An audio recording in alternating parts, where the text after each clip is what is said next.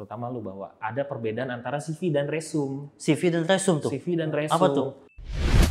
Halo guys, kembali lagi bersama kita semua di sini dan kali ini masih dengan konten buka wawasan. Nah, di konten baru ini gua akan menjelaskan mengenai dunia realitanya. Jadi hari ini sih temanya soal HRD dan kebetulan di samping gua sudah ada praktisi HR dengan namanya Okvianto Trivastomo. Bisa kita panggil Mas Oki atau Mas Ok. Ya. Nah, pakaian gue ini udah menunjukkan apa nih kalau dunia HRD itu kan? Gue pertama kali tadi ngeliat lu pas tadi lah kita bertemu ya. Gue ngeliat lu kayak lu baru aja mau ngelamar kerja ya. Putih. Tapi sayang celananya abu-abu bukan hitam. Coba kalau hitam udah mirip banget dah. Harusnya hitam. Harusnya sih hitam. Tapi kenapa pakaian itu harus putih hitam ya? Ada ininya nggak sih? Skala psikologinya nggak ada? Secara itu nggak ada, cuman mungkin karena ya di Indonesia apalagi kan kebanyakan lulusan SMA, SMK ya, pendidikan menengah atas gitu, rata-rata kan bajunya putih gitu. Celananya ya kalau STM ada yang hitam, ya SMK gitu biasa hitam gitu kan ya, standar aja dah, kayak udah jadi ketentuan umum. Karyawan orang mau ngelamar sebagai karyawan baru bajunya putih hitam. Oh jadi lebih ke umum aja ya? Iya. Jadi nggak ada kayak ininya ya? Nggak ada dress code kayak gitu. Ya dulu sih pertama kali gua mau ngelamar sempet pakai baju putih hitam, cuman kedua kali, ketiga kali udah nggak pernah lagi pakai kemeja biasa aja gitu. Kalau kita nih kalau gua nih sebagai pelamar nih, kira-kira apa yang harus diperhatiin nih? Yang harus diperhatiin pastinya kan sebelum lu diundang interview atau tes, lu harus ngirim apa ya, CV sama surat lamaran kan? Oh iya betul. Iya, surat lamaran. Kalau enggak kan orang bisa tahu lu dari mana ya. Oh iya. Gitu. Bahkan kalau lu ngomong ke temen lu yang kerja jadi HR dimanapun, gue pengen di tempat lu, pasti dia minta CV sama lamaran lu mana kan begitu. Ada visualnya nggak kalau CV itu harus gimana, harus apa gitu? Sebenarnya sih nggak ada ketentuan secara apa ya namanya, ya harus seperti apa nggak ada. Balik lagi kayak CV-nya seorang desain grafik pastinya harus mencerminkan bahwa dia pintar ngedesain loh. Betul. CV-nya seorang HR ya mungkin ya menurut saya elegan gitu. Biasanya orang-orang yang berkaitan dengan teknik ada ya warna-warna yang biasanya terkait dengan teknik sih. Jadi kayak gitu. Nggak ada ininya ya, kekhususan itu ya? Nggak ada. Jadi baru tahu nih gue kalau CV itu kan biasanya banyak orang harus gini, harus gini. Ternyata dari praktisi sendiri ya nggak ada ketentuan ininya. Nggak ada ketentuan. Yang penting kan di CV itu gue bisa tahu yang gue mau hire itu kayak gimana orangnya, itu yang paling penting gitu. Mau bentuknya kayak gimana, kadang pun gue ngeliat oh ini rapih gitu. Ya sekedar kalau gue pribadi ya nggak belum tentu semua orang seperti itu. Cuman perlu teman-teman ketahui ya, terutama lu bahwa ada perbedaan antara CV dan resume. CV dan resume tuh? CV dan resume. Apa tuh? Kalau CV dan resume itu biasanya hanya terdiri dari satu lembar. Resume satu lembar. Satu lembar, ya kan? Lu kalau bikin resume skripsi berapa lembar? Satu lembar. Satu halaman bahkan ya. Satu halaman doang. Iya, itu resume itu satu lembar, satu halaman yang benar-benar meringkas, padat gitu mengenai diri lu. Yang penting-penting biasanya di situ. Ya, pengalaman yang biasanya menurut lu penting di resume itu kan. Tapi kalau CV itu terserah mau berapa lembar juga. Gitu. Kalau kan? CV malah nggak ada ketentuan 2 lembar, 3 lembar. 2 lembar, 3 lembar, bahkan kalau CV gue sih ada sekitar 5 lembar ya. Wah banyak banget praktisi ini, emang hebat sih teman gue ini. Iya gitulah pokoknya. tapi ini bagus, gue baru tahu kalau CV dengan resume itu beda. Gue pikir kirim CV dan resume, gue pikir satu hal yang sama. Beda. Tapi kirimnya salah satu aja, jangan dua-duanya ya. Oh gitu. Bikin bingung orang nanti. Jadi kan pasti ada tuh, pernah lihat kan yang job application gitu kan? Ada. CV dan resume, gue pikir itu satu kesatuan yang sama gitu. Oh ternyata beda. Kalau gue bikin posting lowongan CV atau resume, ya nggak dua-duanya juga. Biasanya kalau sekarang pun surat lamaran orang udah jarang sih, jarang diminta gitu. Iya. Walaupun masih tetap ada juga yang minta. Kalau gue pribadi sih gue biasanya ngelihat CV atau resume dan juga kelengkapannya, kayak ijazah, sertifikasi yang dipunya kayak gitu. Tapi ini kan sekarang banyak nih kayak orang-orang kuliah udah mulai banyak, SMA apalagi lebih banyak lagi. Nah itu gimana nih untuk menghadapi tantangan itu buat gua nih sebagai pelamar nih, ya kan? Yang penting itu pertama adalah lu punya keahlian khusus atau unik yang dibutuhkan di tempat lu ngelamar. Oh, kayak gitu. iya. Contohnya misalkan gini, lu ngelamar di bagian IT gitu kan. Lu lulusan SMK.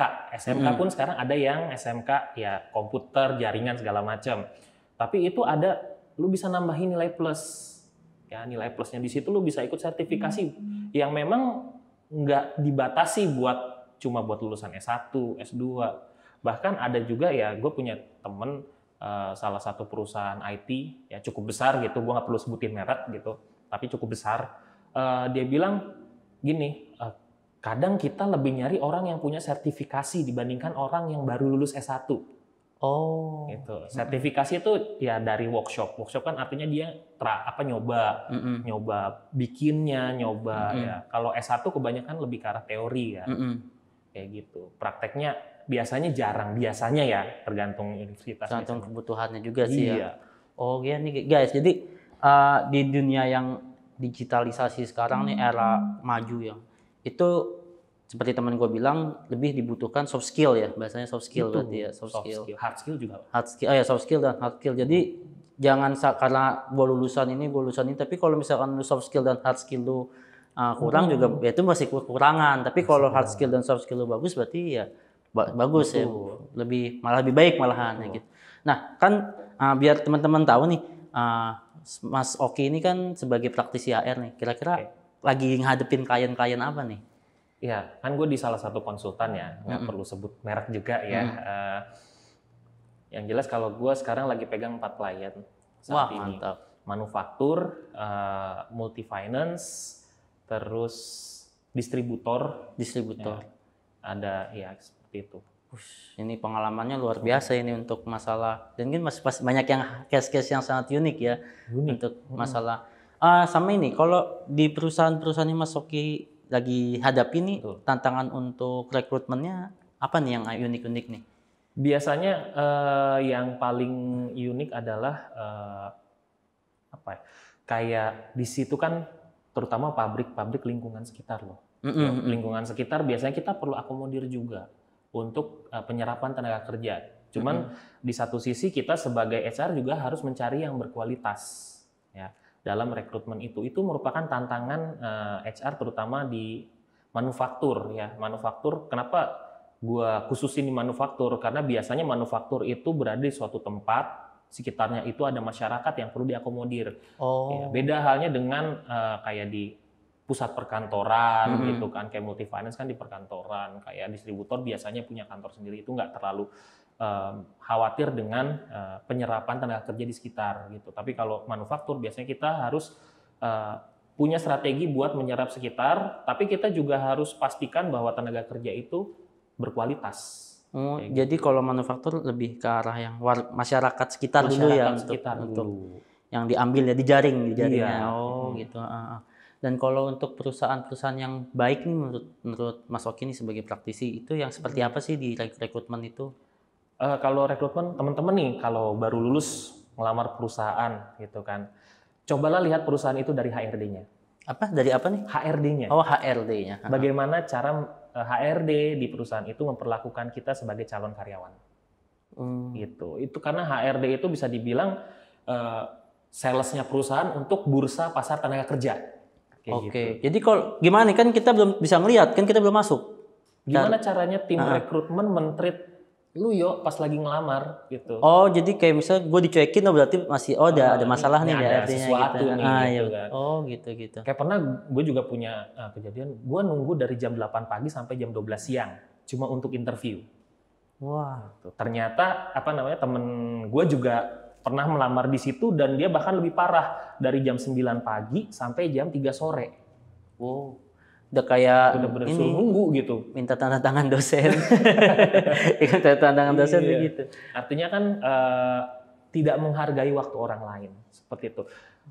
Kita sebagai HRD kan pastinya sudah mengatur jadwal. Oh, kita harus interview ini berapa orang, kira-kira selesai jam berapa. Artinya kalau orang itu sampai membuat orang lain menunggu, padahal udah dijadwalkan, itu artinya kan ada something wrong, ada sesuatu yang salah, kayak gitu kan. Kalau misalkan kayak ijazah nih ditahan, Ya. Menurut Mas Oki gimana nih, ijazah ditahan, terus ibaratnya jam kerjanya nggak jelas, kan banyak yang kayak gitu, terus nggak terbuka gaji ya. Oke. Kalau ijazah nggak jelas itu, ijazah nggak jelas, sorry. Kalau misalkan ijazah ditahan, itu memang tidak ada regulasinya yang mengatur tentang itu. Artinya kita pandai-pandai ya, lu yo kalau mau ngelamar ya itu balik lagi keputusan lu mau ambil apa enggak perusahaan yang memutuskan untuk menahan ijazah gitu. Karena memang tidak ada regulasinya. Tapi yang perlu diingat adalah bahwa apakah ijazah tersebut disimpan di tempat yang aman gitu. Nggak cuma di sekedar lemari. Ntar kalau tiba-tiba kebakaran siapa yang mau tanggung jawab? Iya, gitu kan. Justru bahaya ya, malah kan Bahaya. udah ditahan ternyata bangkrut ya. Bangkrut. Yang PIC-nya udah resign, yang nggak mau tanggung jawab, akhirnya kita sendiri yang rugi. Kita sendiri yang rugi. Nah, betul. Ya. Ada juga kejadian kayak gitu sih. Iya. Jadi teman-teman untuk masalah ijazah ditahan memang tidak ada regulasinya seperti yang dijabarkan oleh Mas Oki. Tapi kita harus bisa milih nih, baik atau enggak. Dan ini perusahaannya kira-kira HRD-nya bagus enggak. Jangan sampai kita udah ditahan ijazah, nanti malah ijazah kita hilang, nggak ada tanggung jawab. Betul. Ya kan gitu. Nah, di HRD ini kan pasti seru ya, mendengar keluhan-keluhan karyawan. Yang paling sering. Yang paling sering biasanya masalah gaji. Oh, masalah gaji. Masalah gaji itu nomor 1. Biasanya orang kalau sudah menyangkut haknya itu paling kencang bersuara gitu kan. Tapi perlu teman-teman ingat bahwa pertama kali masuk yang harus kalian pastikan adalah berapa gaji yang akan kalian terima gitu kan. Misalkan contoh 4 juta. 4 juta itu bersih atau kotor? Oke, bersih. Kalau bersih itu artinya ditransfer ke rekening kalian 4 juta utuh. Tapi kalau kotor biasanya ada potongan PPH, ada potongan BPJS dan lain sebagainya. Jadi bisa jadi 3.800.000 atau sekian. Perlu dipastiin itu. Karena kalau enggak nanti tiba-tiba terima kok nggak sampai 4 juta. Ya kalian jadi demoralisasi gitu, artinya semangatnya jadi hilang gitu. Awalnya udah semangat kerja kok jadi segini, itu jangan sampai gitu. Makanya dari awal pastikan gitu. Sama ini nih yang banyak yang nggak tahu, kayak misalkan baru masuk terus jadi kok gaji gue nggak sesuai sih, seharusnya 4 juta malah jadi 2 juta. Itu bahasanya apa sih kalau di HRD itu? Kalau di HRD, nah masing-masing perusahaan itu ada namanya cut off tanggal penggajian. Jadi misalkan kita gajian tanggal 1 lah, biar gampangnya lah. Kan nggak mungkin juga tanggal 1 gajian kehadiran dihitung dari tanggal 1 sampai dengan 30 atau 31. Nggak mungkin, HRD-nya robot gitu kan. Iya. Gitu. Biasanya ada cut off penggajian entah tanggal 20, entah tanggal 25 gitu. Misalkan teman-teman masuk di tanggal 11. Iya. Berarti yang dihitung cuma 11 sampai 25 misalkan cut off-nya tanggal 25. Oh, itu kan nggak full 1 bulan kan? Betul. Itu namanya prorate. Gaji prorate. Prorata lah. Prorata ya. Kayak gitu. Jadi prorata itu kalau kalian masuknya di tanggal 1 dan ternyata penghitungannya tanggal 19 itu ya misalkan, berarti kalian dihitung 1 sampai 19. Tidak full 1 bulan. Tidak full 1 bulan. Tapi ntar bulan keduanya baru full. Nah itu juga perlu dipastiin ke HRD-nya tanggal perhitungan penggajiannya tanggal berapa, jangan tiba-tiba kaget gitu kan. Prorata termasuk kalau kita resign nggak? Termasuk ya. Jadi pas resign tanggal sekian, jadi bayarnya se-resign kita. Betul. Misalkan tadi balik lagi di cut off tanggal 25. Kita resign tanggal 31. Di bulan itu pasti menerima utuh. Ya, di tanggal 1 itu utuh. Tapi teman-teman masih punya hak dari tanggal 26 sampai 31-nya. Misalkan contohnya seperti itu ya. Oke. Gitu. Ataupun sebaliknya. Oh, jadi apa ya itu maksudnya kalau resign kita dihitung dan masuk juga kita dihitung. Ya. Nah, ini teman-teman sangat menarik untuk pembahasan di rekrutmen. Gue sebagai pelamar nih nanti kalau mau kerja ya kan, itu harus apa yang disiapkan tadi CV, dan masih banyak hal lain yang harus kita tanyakan ke HRD. Untuk sebelum kita bekerja ya. Nah, sebelum kita masuk ke penutupan nih, kira-kira ada nggak untuk tips-tipsnya nih dari Mas Oki sendiri?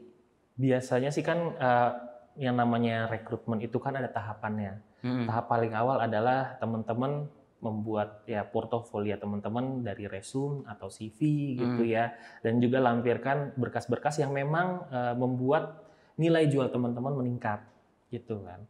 Dan juga setelah itu ada biasanya sesi psikotes. Jangan sampai teman-teman tidak performanya maksimal saat psikotes ya. Cukup tidur pastinya, nggak begadang ya. Dan juga kalau psikotes kan apa yang ada jadi apa adanya aja, nggak usah faking gitu, nggak usah pura-pura lah jadi orang lain di situ gitu.